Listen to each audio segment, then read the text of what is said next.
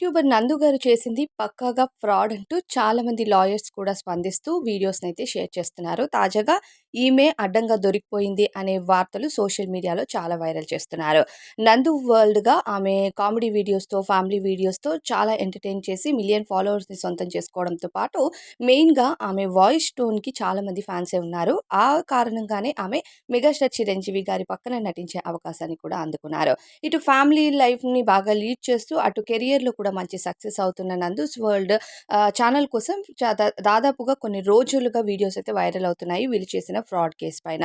అయితే తన భర్తకు యూకేలో కొన్ని సీఓఎస్ కంపెనీస్ ఉండగా, ఆ కంపెనీస్ నుంచి వాళ్ళు డబ్బుల్ని కలెక్ట్ చేయటం, జాబ్‌లు ఇస్తామని చెప్పి జాబ్స్ ఇవ్వకుండా ఫ్రాడ్ చేస్తూ కొన్ని లక్షల రూపాయలని తీసుకున్నారు అని ఇప్పుడు ఎవరైతే డబ్బులు కట్టారో వాళ్ళు ముందుకొచ్చి మాట్లాడడంతో ఈ వార్తలన్నీ బయటికి రావడం జరిగింది.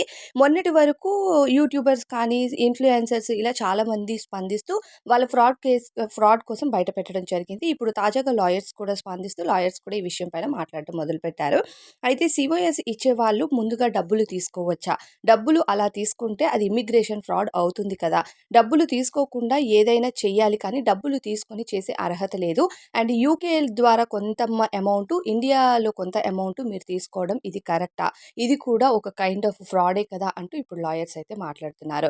నందు గారు చాలా మంచి అభిమానుల్ని సొంతం చేసుకున్నారు. ఎందుకంటే ఎప్పుడు ఫ్యామిలీ వీడియోసు రియల్‌గా మన ఇంట్లో ఏం జరుగుతుందో ఆ ఇన్సిడెంట్‌ని ఒక వీడియో రూపంలో, ఒక కామెడీ రూపంలో చూపించేంత మంచి టాలెంట్ ఆమెలో ఉంది కాబట్టి ఆమెని బాగా ఆదరించారు జనాలు.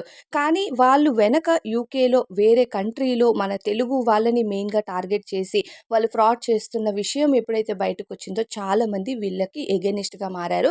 ఇంత ఫ్రాడ్ చేస్తున్నారు. వీళ్ళని వదిలిపెట్టకూడదు. ఇలాంటి ఫ్రాడ్ మళ్ళీ ఎవరైనా చేయడానికి భయపడాలి. అంటే మనం ఖచ్చితంగా వాళ్ళకి కఠినమైన శిక్ష విధించాలి అన్నట్టుగా కూడా కామెంట్స్ చేస్తున్నారు జనాలు.